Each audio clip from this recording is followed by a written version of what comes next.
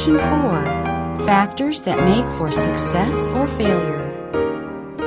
Chapter 11, Hasty, Immature Marriages. Early marriages are not to be encouraged. A relation so important as marriage, and so far-reaching in its results, should not be entered upon hastily, without sufficient preparation, and before the mental and physical powers are well developed. Boys and girls enter upon the marriage relation with unripe love, immature judgment, without noble, elevated feelings, and take upon themselves the marriage vows, wholly led by their boyish, girlish passions. Attachments formed in childhood have often resulted in very wretched unions or in disgraceful separations. Early connections, if formed without the consent of parents, have seldom proved happy. The young affection should be restrained until the period arrives when sufficient age and experience will make it honorable and safe to unfetter them. Those who will not be restrained will be in danger of dragging out an unhappy existence. A youth not out of his teens is a poor judge of the fitness of a person as young as himself to be his companion for life. After their judgment has become more matured, they view themselves bound for life to each other and perhaps not at all calculated to make each other happy. Then, instead of making the best of their lot, recriminations take place. The breach widens until there is settled indifference and neglect of each other. To them there is nothing sacred in the word home. The very atmosphere is poisoned by unloving words and bitter reproaches. Immature marriages are productive of a vast amount of the evils that exist today. Neither physical health nor mental vigor is promoted by a marriage that is entered on too early in life. Upon this subject altogether too little reason is exercised. Many youth act from impulse. This step, which affects them seriously for good or ill, to be a lifelong blessing or curse, is too often taken hastily under the impulse of sentiment. Many will not listen to reason or instruction from a Christian point of view. Satan is constantly busy to hurry inexperienced youth into a marriage alliance. But the less we glory in the marriages which are now taking place, the better. In consequence of hasty marriages, even among the professed people of God, there are separations, divorces, and great confusion in the church.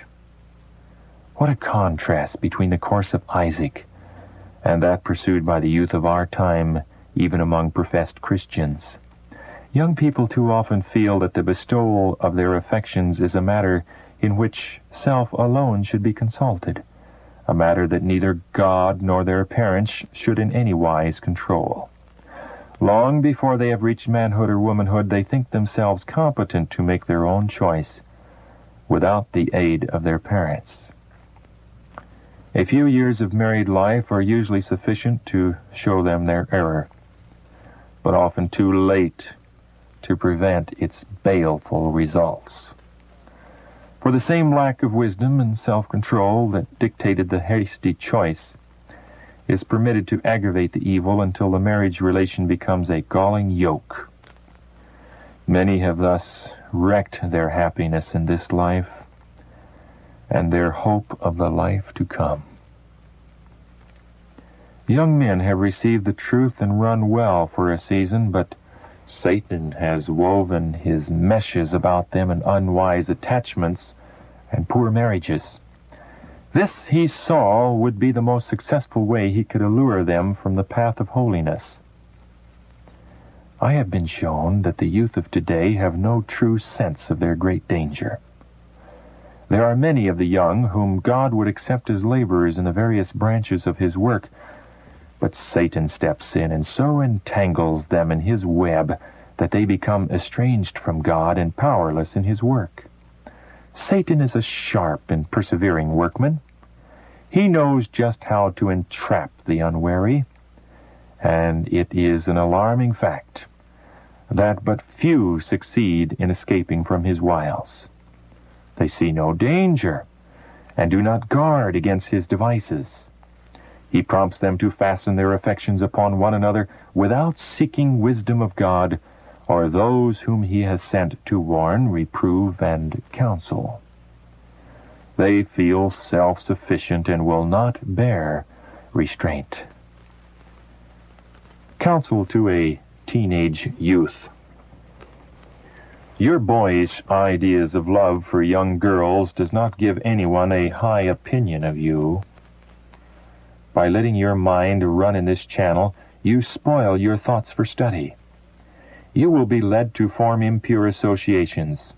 Your ways and the ways of others will be corrupted. This is just as your case is presented to me, and as long as you persist in following your own way, whoever will seek to guide, influence, or restrain you will meet with the most determined resistance, because your heart is not in harmony with truth and righteousness. The parties may not have worldly wealth, but they should have the far greater blessing of health. And in most cases there should not be a great disparity in age. A neglect of this rule may result in seriously impairing the health of the younger, and often the children are robbed of physical and mental strength. They cannot receive from an aged parent the care and companionship which their young lives demand, and they may be deprived by death of the father or the mother at the very time when love and guidance are most needed.